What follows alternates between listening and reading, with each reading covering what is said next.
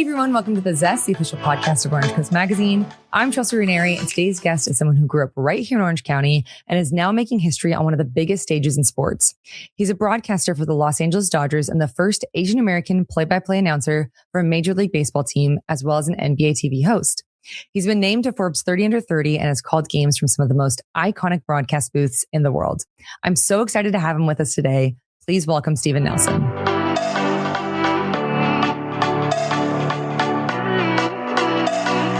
We're just talking offline, but we have so many mutual friends in common. You went to Marina, I went to Huntington High School. Yep. And then crazy, you grew up in Downey and moved to Huntington when you said you were 7. Mm-hmm. My husband grew up in Downey and moved to Huntington when he was in his junior year.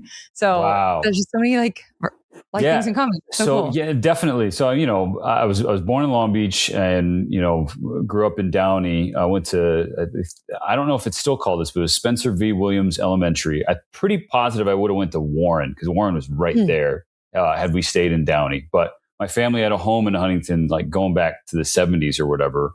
And my aunt moved out of it. And then when we had my baby sister, we moved into it. So yeah, elementary school, high school, in HB, and stayed in Orange County to go to college too. So it's like Southern California's home, but yeah, my formative years, I guess, were in Orange County. Yeah, my husband always likes to joke that when he came to Huntington, no one knew where Downey was. Yeah, honestly, like Downey's like I don't know. I have such fond memories of Downey. Like there, every now and again, there'd be such crazy traffic on the freeway going to Dodger Stadium that like the best route is to get off the freeway and actually like cut through Downey. And it is like it's a really cool, drive down memory lane when I get to do that. So yeah, I still hold on to that part of my life. Yeah, I love that.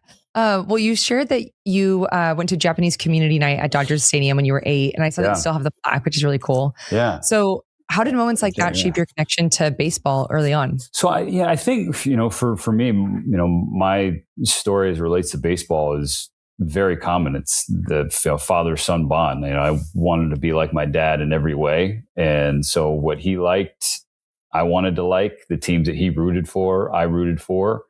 And, even though baseball was actually one of the first sports that I stopped playing when I was younger, I still maintain that love for it. Just because, I don't know, it was something that helped connect me to my dad. And, grew up playing, it was called Sansei Baseball League because it's Japanese Americans there in the South Bay primarily. Mm-hmm. And it was one of those nights where they had like the whole league come to Dodger Stadium. They lined us up on the field, and, I remember I was standing on the line and they had the camera coming down and stopping at every kid. And then I looked back to look at myself on Dodger Vision. It was just the back of my head because I didn't understand cameras at that point in my life, Chelsea. So, that's cute. So I held on to that plaque, and we got that. The giveaway that night was a Hideo Nomo ball, number 16. And I had never met Nomo my entire life until last postseason. And so it was really, so I brought the plaque and the ball to the stadium. I knew he was going to be throwing out the first pitch. And, it's like an unwritten thing that you don't ask for autographs. You're not supposed to. It's very frowned upon. But I just said to Dodger folks, he's like the last infinity stone that I need to collect in terms of favorite athletes that I need to meet in my life. And, they made it happen. And so I was able to talk with them and tell them that story and, how insane it is to now be working at Dodger Stadium when that was my first time on the field at any big league stadium, but Dodger Stadium, and kind of the how it forged, a bond between not just me and baseball, but me and the Dodgers. And so trying to carry that on now. I love that. I actually went to Dodger Stadium for the first time last year. First time. You're Southern Cal. Why? I mean, so you're an Angel fan? Angels. Well, that's okay. Let's say I don't really have a preference for teams when it comes to sports. Okay, got it. I will say, and sorry to Orange County, but I like Dodger Stadium so much better. I will say too, like the first team to employ me was the Angels when I was in college. So that's right. Yeah. Yes. But anyway, I'll get it back to you. Yeah. But you got to come. You got to come up there more. It's I it's one of the best. I'm biased, but even before I started working for them, it was Dodger Stadium and Fenway Park in Boston. Those are the two that I always say, like, those are the places you got to go. Yeah, it's incredible. I was like blown away with it. Well, I also read when I was researching about your career that your mom worked at a Japanese American National Museum, and you used to go there a lot when you were younger. So how did being surrounded by that history kind of shape your perspective on life? Yeah, so she was a charter member, one of the employees that helped open up the museum. It's right in downtown LA. Mm-hmm. And just as you said, it really shaped me. I felt connected to my culture. Yeah. I consider myself incredibly lucky growing up in Southern California. Such a blessing in that Japanese American and Asian Americans are so established, right? It's such a vast community. It's really strong, especially JAs. Like, everybody knows everybody, or somebody who knows somebody. And I was able to go to school with kids who look like me, play sports with kids who look like me, see myself reflected on television, in news and sports. And so I wasn't consciously thinking it at the time I was a kid, but now reflecting back, I realized just how important that was, that representation, and sort of like telling me subconsciously that you could do this and you can be here. So I think, JANM's Japanese American National Museum's mere presence just gave me a reference point, about our history, which I think, especially now is sort of ringing back. Incredibly fond memories, just going to work with mom, and during doing origami and classes and crafts, and just, I guess, learning more about myself. So it's a very special place. Definitely. Yeah. It sounds incredible.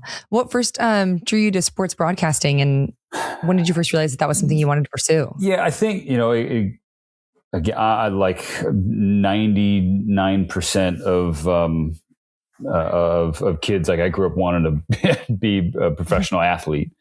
Yeah.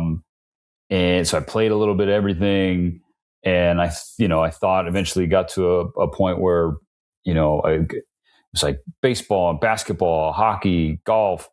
And it got to the point where I was like, maybe I could pursue golf, but then the light bulb just went off. Like, hey, you're not a professional athlete. Like, you're not going to get dad's 6'3" height, because of your short Japanese mother.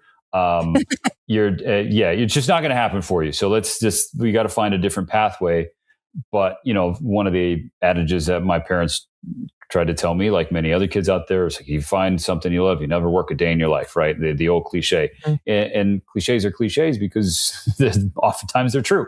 And so it was just sort of like, how can I still be in the world of sports, but not playing sports? And you combine that with a video production class that I took in middle school, and how much I love just the art of storytelling and getting different shots and editing things together. That, like, again, I wasn't thinking about it at the time in junior high, and I wasn't really thinking about it even in high school. But then it was just sort of an epiphany, like, that's it. Like, this is something that I want to do. And you combine that with sort of growing up in the Southland, where you're just kind of exposed to broadcasting greatness and legends, no matter what team you root for or watched. Another subconscious thing that sort of pushed me in that direction. Yeah. Okay. So when I went to Chapman as well, but I was reading about everything that you did at Chapman, and I realized I did not take advantage of it enough. You had so many amazing hands-on experiences there. So you did directing sports radio, you interned with the Ducks and the Angels. And there was there's more than that too. So what lessons from that time have stayed with you as you've moved through your career? Yeah. So I think, when I reflect on my time at Chapman, I really learned firsthand the importance of availability and versatility. Just having to wear a lot of different hats, said yes to every opportunity that I had on campus, and I tried hard to create new ones for, the students who were coming up behind me. Mm-hmm. And yeah, maybe I left some meat on the bone in terms of the stereotypical or the classic college experience. I never once stepped foot in the district, not a single. Oh, really? Foot, not a single foot. Never went to Paul's, you know what I mean? So, Yeah. I was just so kind of locked in and laser focused on, things that I wanted to accomplish. That's not to say I didn't have fun or, go out with friends. I'm just saying I was typically the DD at those two specific places. I was picking people up like my future wife. I'm kidding. Yeah. I'm kidding. But no, I think just, hey, yeah, I'm here. If you need somebody to, I'll be that person. And so that's kind of carried me through, my career. And, so I definitely attribute that to my time in Chaptown. Yeah. And also I want to note, Chapman is not an easy college. It was a heavy workload and I had a full course. So I can't imagine doing that plus everything that you did on top of that. So yeah, you didn't miss much at Paul's or the district. No. Yeah, I know. Again, there's no regret. There's no regret.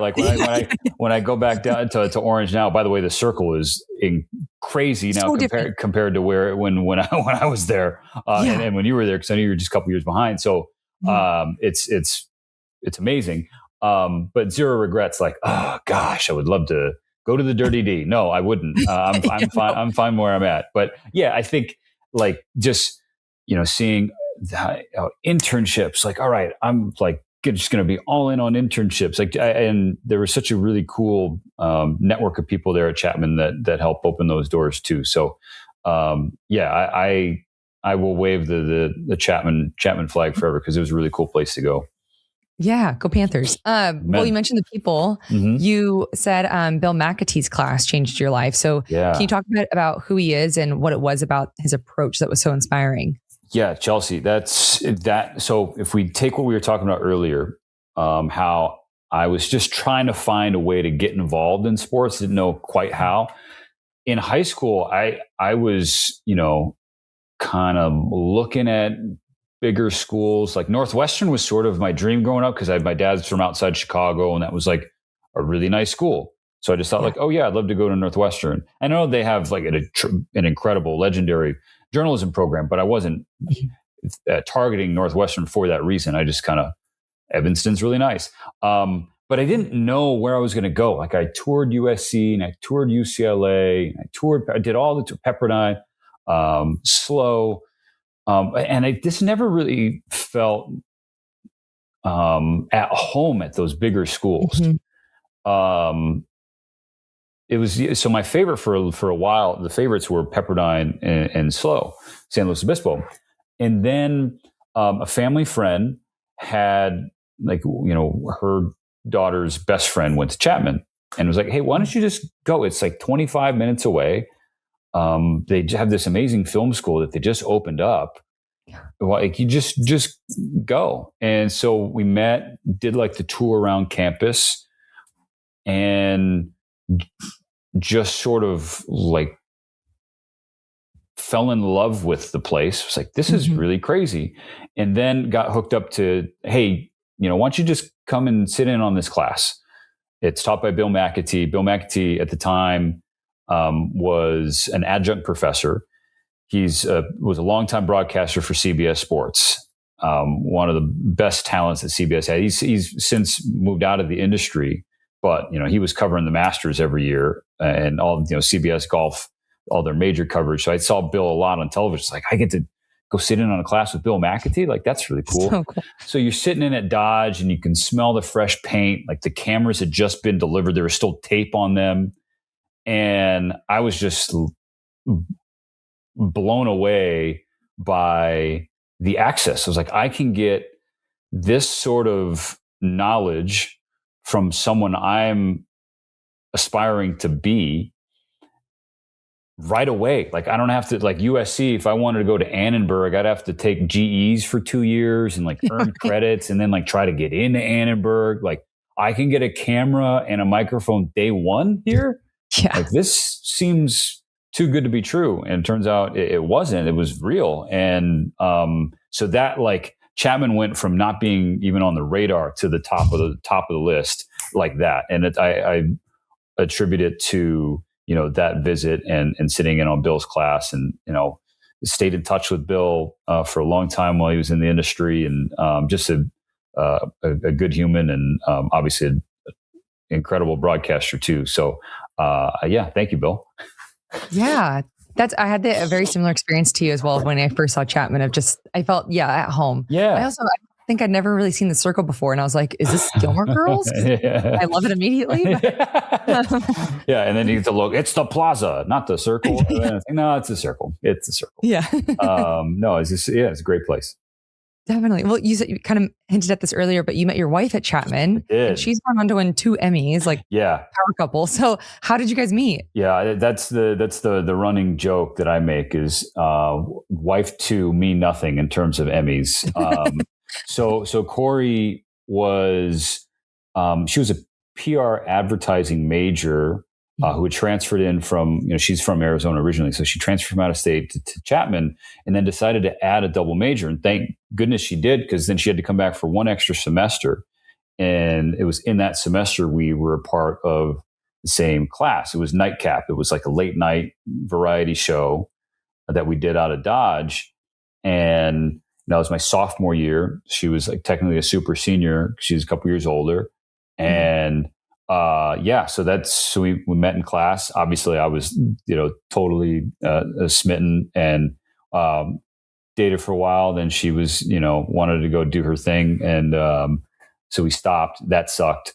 But then I lingered like a fart, I guess. And she couldn't get rid of me. And so then we've been together really ever since. So met in 08, 09, and here we are now with 2 kids. And but she's the real rock star, like just a dogged reporter, grinder, more talented than she fully grasps. But so it's been a really fun journey to share with her. That's amazing. I love that story so much. I mentioned this before, but my husband and I are high school sweethearts. So I love hearing stories about people who met when they're younger. And then there's something special about those types of relationships, I feel. Yeah. Oh, 1,000%. And we did, because she stayed in news. We did long distance for 8 years. Because you just said that you had to go where the jobs were. And so she got her first on air job at 25. And so I always use her as this example for people who feel like they're starting too late or they don't know what to do. I was like, Corey didn't start have her first time being on a news show till she was 25. And then, now she's at a national network and, multi-Emmy winner. So it's never too late. But, she had to go to Colorado. I went to Rockford, Illinois. I went to Eugene, Oregon. She went down to Austin. I went to New York. She went up to DC. And then finally she said enough of this, and she left DC just so we stopped doing long distance after 8 years. So, but to your point about it's not just young love, it's how you can have 2 people who kind of grow separately, but it makes them stronger together. And totally. I definitely think that happened with us, and I'm wildly lucky. Yeah. Don't tell her she made a mistake. Don't tell her. No, I love that. Okay. So you're speaking about the different jobs that you had. But right after college, you're applying for jobs and was not hearing back, which is so relatable. Yeah. So how did you kind of mentally push through that stretch of time? That was, it was, I didn't really have another choice. It was, I remember, we talked about my college journey and trying to do everything there at Chapman. Yeah. And so that experience of not being able to find a job out of school was really humbling. Mm-hmm. You get to a point in college where you've done everything you can. And I didn't feel like I left a single box unchecked. Could I have interned at a different place here and there? Sure. But that was splitting hairs. so I do think it was important. Not that I was like this overconfident, braggadocious toolbox. Like I felt like I had humility, but I was humbled in that, okay, this isn't going to be easy. Just because you were the, sports director at Chapman, and because you interned and worked for the Angels and Ducks, or because you stopped at KTLA and you've established these connections in Los Angeles, that doesn't mean that that first door is just going to swing open for you. Mm-hmm. And so I finished a semester early too, because I did like enough credits and courses in my first 3 years where I was done after 3.5. And so I thought that extra semester was just like, yeah, I'm going to get a head start on everybody from the class of 2011. No. Yeah. Graduation came and went, walked with that diploma, and then it did the thing. And it still was a few months before I even got a sniff at an unpaid internship. And that was my foot in the door, was one of those unpaid broadcast internships in Rockford, working for the Ice Hogs, a real thing, a minor league hockey team, about an hour and a half outside Chicago. So, I remember. So anyway, and so I still don't have a job, right? That may be my first gig, but there's still not a job.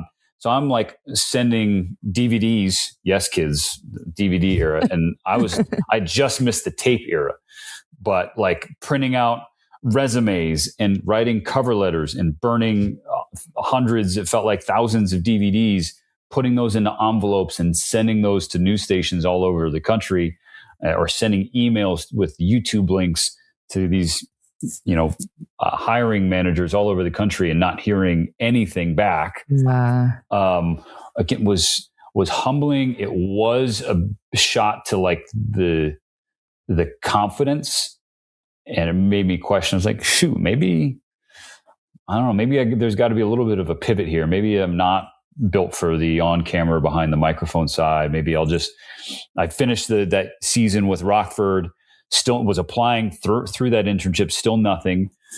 So I'm going to move back from Illinois to California and just work for the Angels and Ducks again.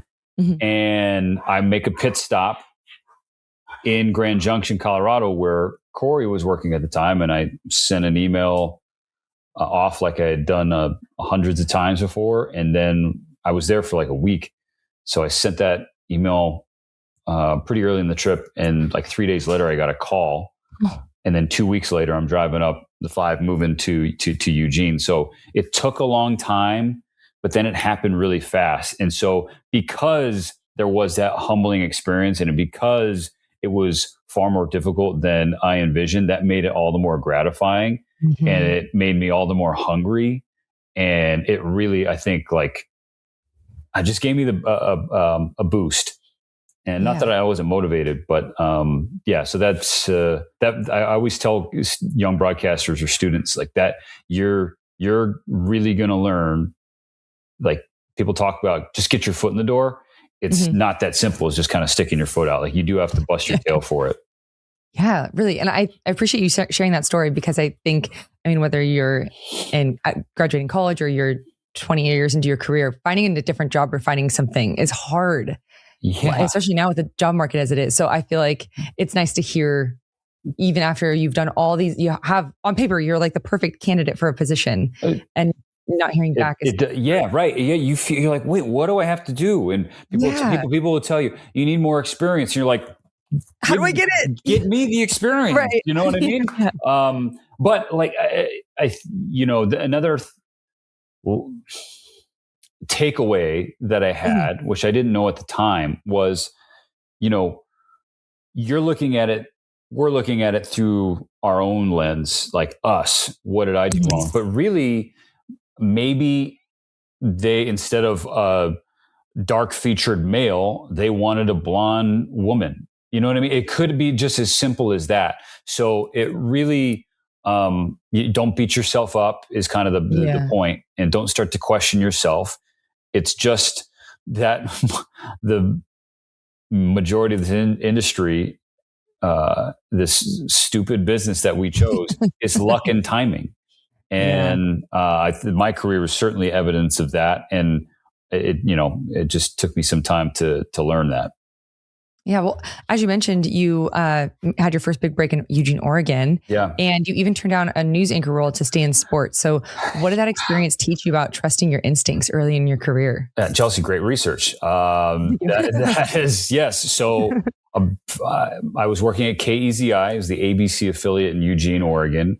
And a couple months into that job, I got a call from our news director, Mark Hatfield, and he said, "Hey, would you be interested in becoming a weekend news anchor for us?" And I said, which looking back, maybe I could have been a little bit more tactful, but I said, "Can I speak honestly?" And he goes, "Yeah, absolutely." I go, "Absolutely not." I was, and he was like, "Oh, okay. All right. Well, thanks for letting me know." It was twofold. One, sports is fantasy land, news. And this is then, in 2012, let alone now in 2026, it is totally mutated or devolved even from where it was then. But I didn't want anything to do with that. I saw, the stories that, Corey was having to cover on a day-to-day basis. Like, I don't know.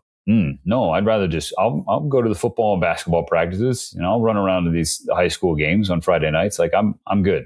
Like news never once kind of crossed my mind as something that I even wanted to entertain. I knew where I wanted to go, and I wasn't going to deviate off that path. To me, I felt like that was going to be not just a lateral move. I thought that was just going to be a move off the tracks completely. And so it just wasn't a part of the equation for me. And,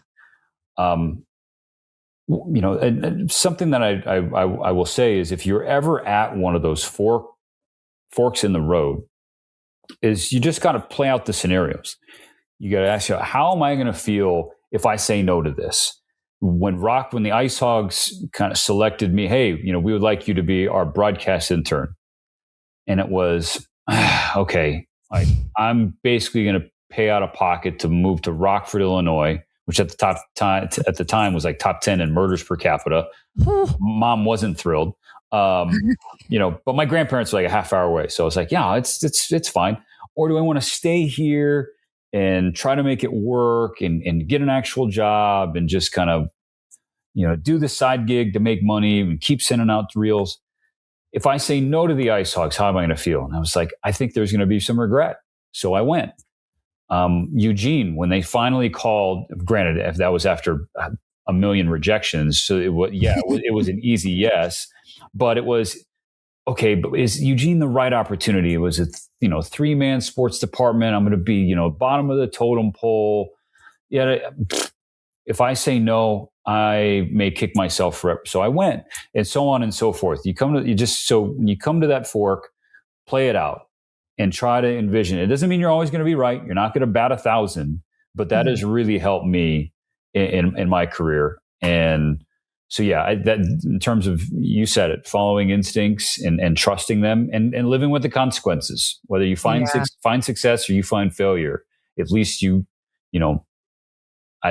played it the right way. Your process was good.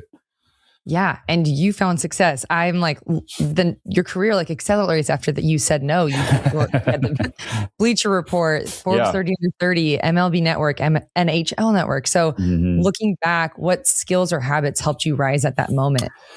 I would love to give you a laundry list of, it was this personal quality, or it was luck and timing. I talked about it earlier. Like it really, I don't know how the rabbit's foot found me. A lot of hard work, to be sure. And so, you kind of earn your breaks, but you got to get some breaks. And so, from when I was in Eugene, I was about 2 years into my time there, and an agent, Tracy Wilkes-Smith, found me on LinkedIn out of nowhere. I was like, I didn't even know that was the thing. I couldn't remember the last time I posted on LinkedIn.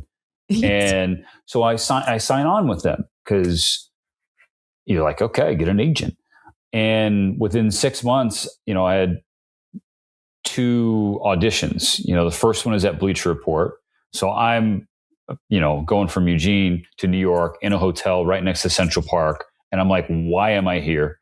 And didn't sleep that night. Did the audition, went well, but I knew that they had other veteran broadcasters who were at like national networks already auditioning there. So I was like, oh, okay, like they're going to go with them. The next week, though, I auditioned at a local station in Houston, which big market, was I think 8th in the country at the time. And because I was so confident after the Bleacher Report, went and crushed the audition in Houston. I'm coming back. I'm going to fly back to Eugene. I'm in the Houston airport, get a call from my agent. I'm like, oh yeah, this is going to happen. She's like, oh, well, Bleacher is going to offer. I'm like, what? But so this, all that to say, the whole reason I got the Bleacher audition was that Adam Lefkoe, who is now, one of my closest friends in the business, a true rock star for TNT Sports, he was rep by the same agency. And he was the first host that Bleacher Report hired. And so when he found out that they were going to bring on another host, he told his agent, who I now work with at CAA, Matt Kramer, like, hey, give me some tapes. Just send me people. And so my reel was kind of in that because I was part of the same agency. Like, that is wildly lucky just to get the opportunity. Now, once you get there, you got to do your thing. Yeah. I'm at Bleacher Report a few years. Their business model was changing. And so my role, I could read the tea leaves. It was kind of diminishing. And I was trying to figure out what was next. One of our main producers at Bleacher Report, Dana Collins, her husband, Chris Collins, producer at MLB Network, across the river. Hey, we have somebody who just left the network. We got a job opening. And Dana's like, you should reach out. So the Collins' connection, the reason I got an audition at MLB Network, go over there, audition, get that job. Fast forward a few years, Major League Baseball strikes a deal with Apple to do games. MLB Network is producing those games for Apple. I am the cheapest option, so that's why they didn't have to pay me extra because I was already on payroll. So they're like, hey, you can do, and of course they had misguided faith in my ability. But MLB Network's producing the job. There are so many other talented people who should be the voice of a national exclusive broadcast, but because I work for MLB Network, I got that opportunity. Because of that opportunity, I get exposed to the Dodgers in some way. And so it like really is like luck and timing. And even when you think, like, I remember being so heartbroken about how things were playing out at Bleacher Report. I felt like I had earned, a better shot, more opportunities, and wasn't getting it. Well, so it's just, life happens how it's supposed to. Yeah. And been so wildly fortunate and blessed. So it's just a lot of luck and timing. And you bust your tail on the side, but you just need to catch a few breaks. And I've caught more than my fair share. I mean, what an incredible ride that is. And then you get to become the Dodgers broadcaster. So Take me back to that moment where you got that call. Like, what was in your mind? That was a joke. Because so doing the games for Apple, it was you talk about like humbling experiences. That was almost a crushing one. Apple was trying to do something new, and baseball is a really difficult sport to experiment in. Because, sports fans are so kind of rooted in their routines. Mm-hmm. They like what they like, and they know what they don't like. And for baseball, I would say the majority of fans don't like change. And so a national exclusive broadcast means that it's only on the national network. You don't get the local broadcasters. Mm-hmm. And so you're taking away that connection for a night. You feel like these strangers who don't know your team are calling the game, and you're trying to present the game in a totally different way.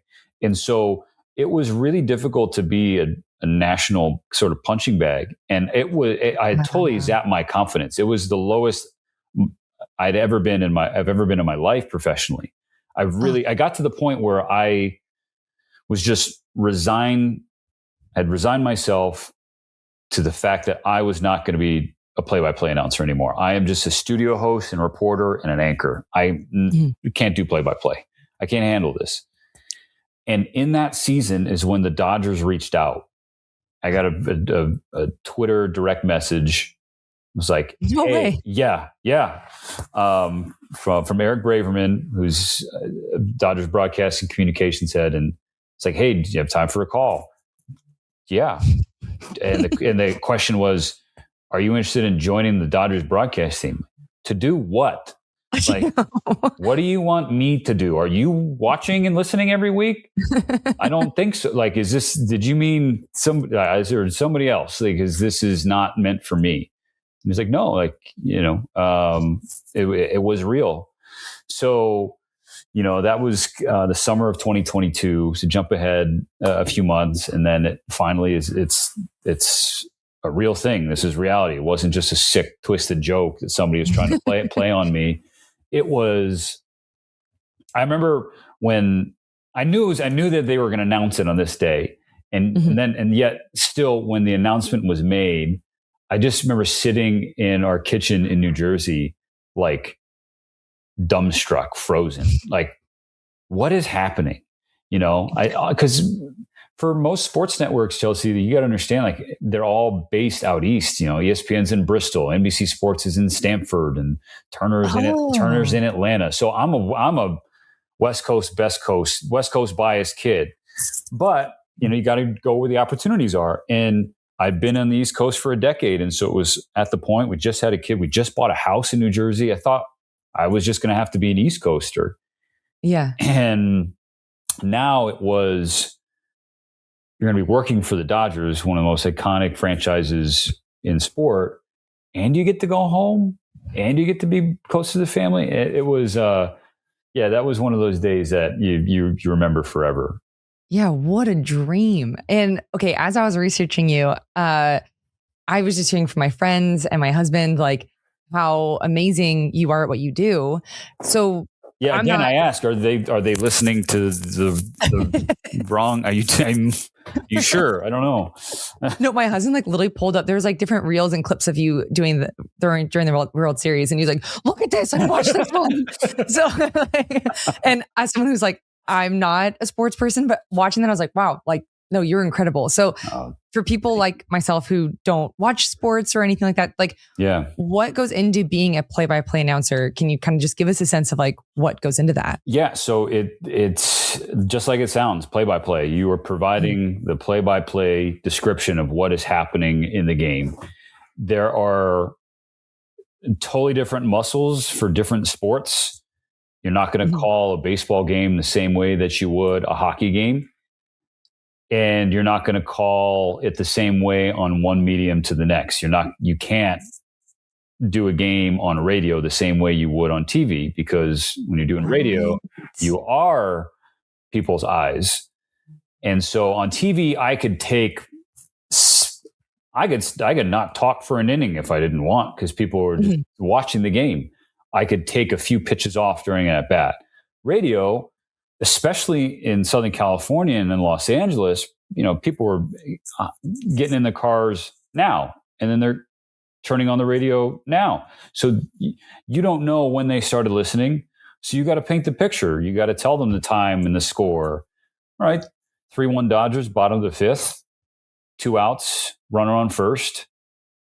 So Shohei Ohtani at the plate, and then go from there. And then a minute later, maybe somebody else just turned it on. All right, here we are. Situation, score, count. Here you go. Here's the pitch. So it's a fun challenge. Different sports, different mediums, but your main job is to just paint the picture and tell a story, and maybe be part of a time capsule moment. But I think it's what I enjoy about the job, which is really new, because again, I was mostly a studio host and anchor and reporter. And play-by-play wasn't something that I did consistently until, I don't know, 4 years ago. So I still feel like I'm learning. And part of the reason I love doing this is because it challenges you to, okay, well, how can I basically say the same thing in a different way? How can I, baseball's 162 games every year, not including spring training, not including the postseason. And so, and I basically do like 130 games a year now for the Dodgers.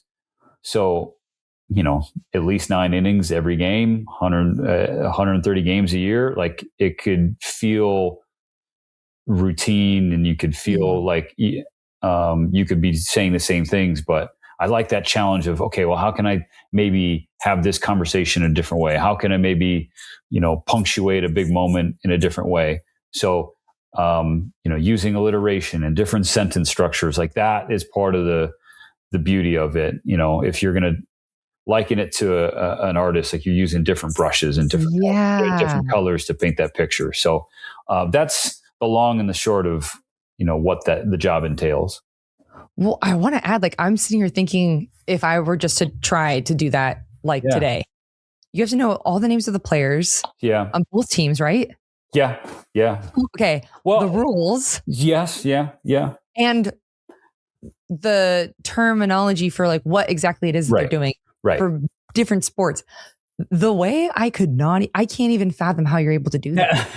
So okay, if you're looking to start out in that journey, the easiest way I can say, basic pointer I can give you is speak in bullet points, right? Okay, so let's just use baseball for an example. Okay, here's the pitch. Okay, and you wait for the contact. All right, is it a ground ball or is it a fly ball? Fly ball, which direction? Right field. Is it hit well or is it hit softly? Hit deep.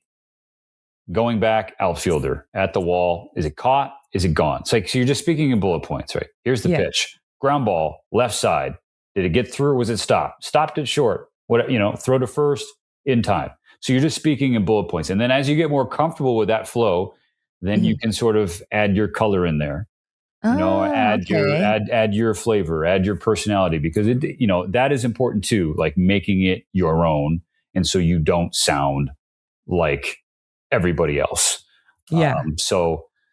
And then it's easy. And, I'm not trying to paint this job as brain surgery. It's not.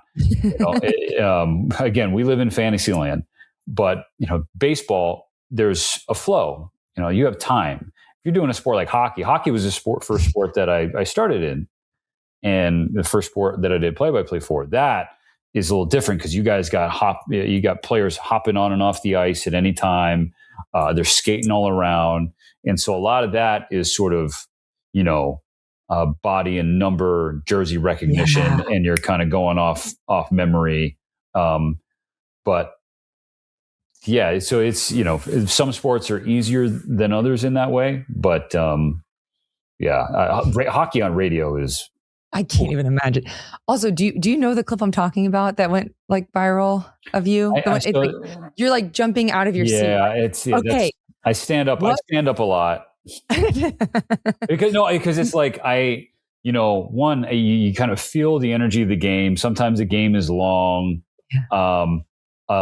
Sometimes I also get a little throaty, and so to be able to speak from the ground up. Like I'm standing to try and get some energy. That's how I kind of, reason it in my head. But sometimes it's just this is the game right here. This is a big moment. Let's get ready to go. So I do that more than you probably think. Yeah. My husband, every time he shows me, he's like, I just get so hyped up watching this.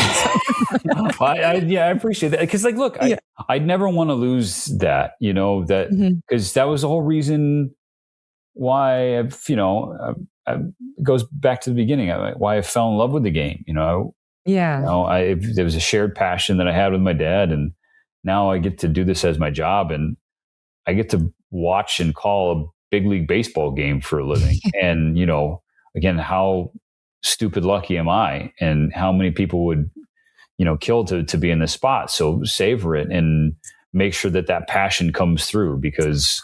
Right. That's an important aspect of the gig too. Totally. Well, is there anything that you want listeners to keep an eye out for in 2026? No. You just if you have free time, do better things. No. The Dodgers are trying to three-peat, and they just became the first team in 25 years to go back to back. The last team to do it was the Yankees at the turn of the century, and they won 3 in a row. And so the Dodgers are trying to do that, and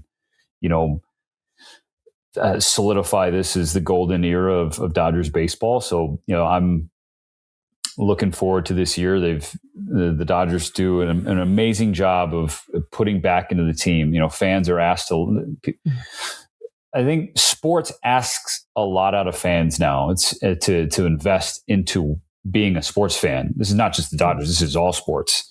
And so the Dodgers are kind of one of the rare instances, and I'm not just saying this because I work for them. It's true, where they take like resources and time and pour it into the team so the team can be good and competitive for their fans to enjoy. So it really is like a cool thing to be a part of and witness. So I'm looking forward to that in 2026. So it's hard to win any year. Especially when you're trying to three-peat and everyone's trying to, dethrone what they're calling the evil empire and whatnot. So we'll see how the drama unfolds through this summer. Yeah. Well, we're coming to the end of our time, but before I let you go, I have 3 final questions for you that we call the Thoughtful 3. Okay. So first, how has your definition of success evolved at each stage of your journey? This is an amazing question. It has changed dramatically, multiple times. So in college, it was really rooted in DMA rankings. So DMA is designated market areas, basically for Nielsen ratings. So, New York 1, Los Angeles 2, just how big is your market? Yeah. And there was a ladder you had to climb. You got to start in a really small market, be there for a couple of years, and maybe you can jump up to a medium market, be there for a few years, and then maybe you can climb into a high-end market, be there for a handful of years, and then, gosh, the dream was ESPN or regional sports network or another national sports network. Like that's kind of how I was attacking the business in school. And then it was, was in the small market, you're making basically less than minimum wage if you're to kind of calculate the hours. So now, you want to work in market X and make X per year. I only want to make 6 figures. All that stuff is like totally gone now. I have an amazing life partner and my wife. We have 2 beautiful boys.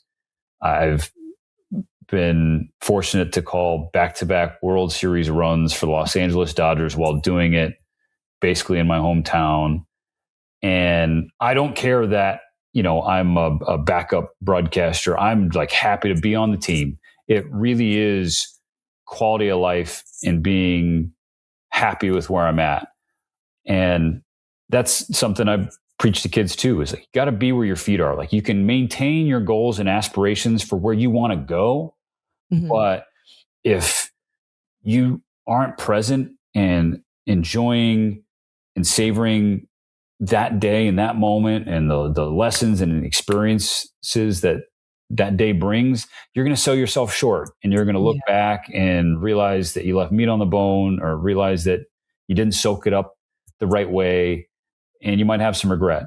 So for me, it's just a quality of life thing. And I think now success is going to be about, raising my 2 kids, right? And making sure that they are confident and they are humble and they are respectful and considerate, and they're in a position where they can do what I did, not broadcasting, but pursue a passion.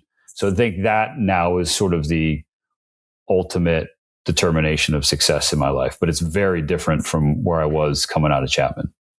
Yeah. I love that different development that you're like, the different growth of the term that you're talking about. It's okay to change and evolve. Yeah. That's life. Yeah, right. Mm-hmm. Totally. And also I think like I can't even imagine have your kids having you as a dad, like getting to like this story is so incredible, inspiring, and then to actually like be raised by the person who did that. That's incredible. Oh, yeah, they're 2 and 4. All they know is like, they're like, are you going to the Dodgers game, or can we play Dodgers? Like last night, they wanted to hit the T-ball in the house, and it's like, can we play Dodgers? Like, so yeah, they don't fully grasp it yet, but it's still really, it's amazing to like bring into the stadium and have them run around, and it's been really cool. Well, you've talked about the importance of finding your own voice. So what does that process actually, or what did that process actually look like for you? Yeah, it's a thing I tell young broadcasters too. You got to find your voice. We grow up, watching shows or listening to games, and there are people that we want to be or be like. But once you start working, like once you're in the arena, you can't try to be like them, because then you just sound like a cheap imitation of them. Yeah. You have to be who you are. And you could take things from their game and then apply it to yours. That, I think that's the simplest way to put it. And it took me some time to figure that out. Like you going to a school like Chapman, where this was my major, was television broadcast, and like you had to you learned to hold a mic and present a story in a certain way. And okay, well, you watch the news, and they sound like this, and they have a certain enunciation. Deborah, back to you. Like, but then it was, I don't talk like that. I really don't. Like if I'm watching a game or hanging out with my buddies or my dad, like it is a totally different sound and flow to a conversation. So why am I doing it differently just because a red light's on in front of my face? Right. And it wasn't until Bleacher Report, believe it or not. So, my third stop, really second job, where I was able to sort of kind of let all that go and just be more me. And I think, people can debate if that was a good thing or a bad thing, but again, if I felt that if I was going to make it in this industry, or if I was going to fall short of those goals and aspirations, I was kind of be content doing it my way.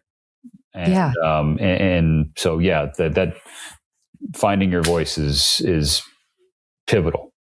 Yeah. And it's hard to trust that like people will like that too. You got to, ideally you get to a point where you let that go. And that's a very difficult spot. And that's one that I probably only more recently got to, and kind of being okay with the fact that you're not going to be everybody's flavor. So. Yeah, which actually is my next question. As your audience expanded, so had the feedback. So how has the learning process how has learning to process criticism influenced your growth? I don't know how I would be able to handle that. Wow. Yeah. So this is your last question. You're ending on, I think, my favorite one. Okay. Wow. So how has learning to process criticism influenced my growth? I don't know about you. I'm a little bit of a people pleaser. Like in my whole life, like I've always kind of tried to do right by everybody and, treat everybody with respect and be kind to everybody. And then hopefully that is reciprocated. Well, I chose a business where it's not how people feel. Most people feel it's, especially in the era of social media, everybody has a voice. I appreciate that. That is a great thing. But too few people are thoughtful in how they use that voice, their voice in that platform and in that medium.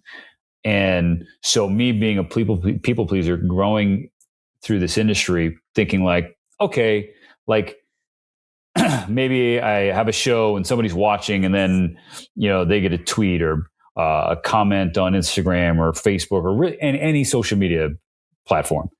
Mm-hmm. Well, maybe if I just greet it with kindness and try and kill them with kindness, maybe I can win them over. At Bleacher Report, we would do Facebook Lives. That was like the heyday of Facebook Lives, and we would do live shows. And what I found was this was bad for the growth and development that your question is talking about. But I found that if someone would hop into the comments live and was like, this show stinks. And then I'd be like, hey, Bob, I see that comment. I appreciate you being here, man. I hope you're having a great day. Like, thanks so much for love. And then Bob's next comment would be like, oh, these guys are pretty cool. And so I'm like, oh, see, like killing them with kindness, it actually works. You can win people over. And so I tried to apply that to Twitter, and what a fool's errand that was. Whoa. Right? All right, this person's in my mentions because they didn't like how I hosted this particular show or didn't like how I called this particular game. I'm just going to reply with compassion and jokes and self-deprecation and they'll like me then. And sometimes that worked. Sometimes, more often than not, it didn't. Damn. And then you get to, the Apple experience, which I alluded to, and it became too much. It was affecting me, which was in turn affecting my partnership and my marriage with Corey. And because I was internalizing it. Yeah. And I wasn't venting it. And, until eventually, my wife got it out of me, like, hey, you need to talk to me. You let me in, let me know how I can help you with this. And I kind of just said, not to, this is a corny reference, but it's that scene from Fresh Prince of Bel-Air where Will Smith's dad leaves, and then Will asks Uncle Phil, why don't he want me, man? And it's like, why don't these baseball fans like me, man? It was like, that's so hard. Yeah, it was hard, but it was, I was just trying to be vulnerable with it. And then it was my first year with the Dodgers. So the spring training after, I had John Shambi, Boog Shambi, who's the voice of the Chicago Cubs and he's a national broadcaster for ESPN. And I'm talking with Boog in spring training in Arizona, and basically kind of talking, sharing the same things I'm sharing with you now, and how and this is like imposter syndrome. They say fake it till you make it. I've made it. Now I feel like I need to fake it some more. Like the Dodgers for Vin Scully. I need to be this way. And Boog gave me the simplest lesson, and it hit me like a ton of bricks. He's like, you need to be nice to yourself. Give yourself some grace. Yeah. And it was like, damn, I've always been a perfectionist in my life and my career. And I really feel like that has pushed me to where I am, and it's helped me more often than it has hurt me. Mm-hmm. But maybe now it's hurting me. And maybe now the desire to be perfect and the desire to have everybody watching and listening like me is now killing me. Yeah. And I need to let go. And it took really that first year with the Dodgers for me to fully let go, because you want to make a strong impression. And I just finally flipped the switch and was like, I got to let go of this. Broadcasting is and will always be subjective. We are like ice cream flavors. And again, people like what they like and they know what they don't like. When you go into an ice cream shop, you're going for cookie dough every time, or you're going for, cookies and cream or whatever. You're not going to try mint chip. And so now I'm just okay with that. I'm not your flavor. That's all good, man. Yeah. I have blessings to you and yours. I'm sorry that it didn't work out between us, but I got to cut you loose. I can't try and fix this now in the comment section or in the DMs. I just got to let it go. If you're going to come back with, make it personal or be disrespectful, mute button into oblivion. Yeah. I never have to see you or hear from you again. And so that's kind of how I approach it now. And so to get it to the end of your question, which is about growth, like I really, gosh, the weight lifted off my shoulders once I sort of made that conscious effort to not care. Has been unbelievable. It's been unbelievable. Like that. Now there's a difference. The line of demarcation is that I love feedback. I love criticism as long as you present it in a constructive way. Like, right. Simply put, like, don't be a dick. Like, but unfortunately, like the way social media society, which is what we live in now, everybody has been sort of taught that it's just okay to talk this way because there's no consequences. People say whatever they want, no consequences, no cares. It's so much easier now to be a jerk than it is to be kind and compassionate and empathetic. But I'm not even asking for those last three things. If you can not like me at all, but just say, hey, like, Stephen, I don't like how you call home, like whatever, just in a way that's like gives me something to think about. Not right. That's because ultimately, like getting that feedback and criticism, that's how we grow. That's how we get a little bit better. But I just don't love how most people ugly. It's ugly. It's ugly. So I apologize for rambling on there. No, I wanted to add, like, you said, like, there's no consequence when they do that. There is a consequence because they're hurting someone. Like, that's the consequence. They might not feel direct consequence, but they're still like, no, there's no consequences for them. We are wearing that. The ones who are on the receiving end. Yeah, no, you're spot on. You're spot on. Yeah. I also think, like, not to psychoanalyze every bot on the internet, but I also feel like a lot of that is projection, right? That there's something going on in and around their world that I have zero clue about, and I am triggering it in some way, shape, or form, and so I am wearing it in some way, shape, or form. And you know what? Let it go. So that's just kind of my mindset now. Yeah, and that's hard. I mean, I think I'm also a perfectionist, and I've tried to look at things like, rather than is that perfect, is like, is it good enough? Yeah. But it is hard, and the people pleasing aspect, like, also is so hard. Yeah. I would love to get to a place where you are now, with just like the not caring aspect of it. But it takes time. I mean, Chelsea, think about that. So it didn't happen until, let's call it 2024, my second year as a Dodger. I graduated Chapman in 2010, 11. So it took me more than a decade to get to that place. It takes time. It does. And you know what? Like, there are certainly moments now where, I can read a comment and it's like, damn, like, I wish they would have just kept scrolling with that, because you can get 10 comments and 9 of them are like, awesome show, well done. But it's the one that sticks with you. I know. I hate that. Yeah. It's hard. Again, so even though I have that mentality now of sort of letting it go and fill the right bucket is kind of another thing I say is like, all right, like, I'm not going to let that drop of poison fill my bucket. Great. But like, you still see it and you still feel it, and you just got to deal with that in a way that is productive for you. I'm not going to, I can't tell that to you or anybody who's watching or listening how to do that, because you got to find out what works best for you.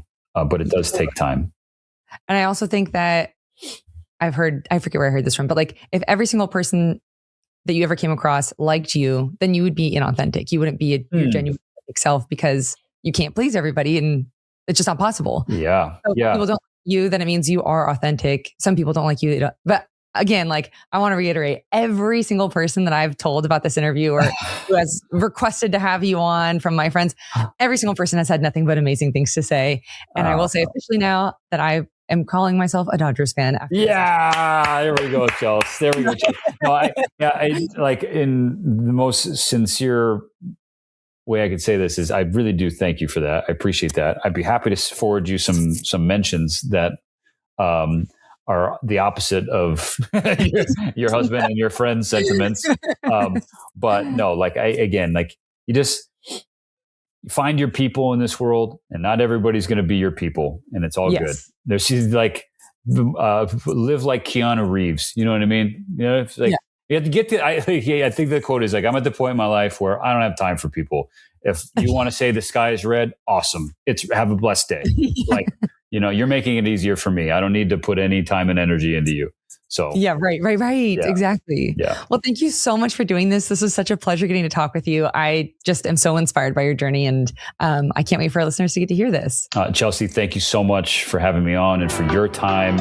I look forward to seeing you out at the stadium this summer. We're going to make it happen. All right. And go Dodgers.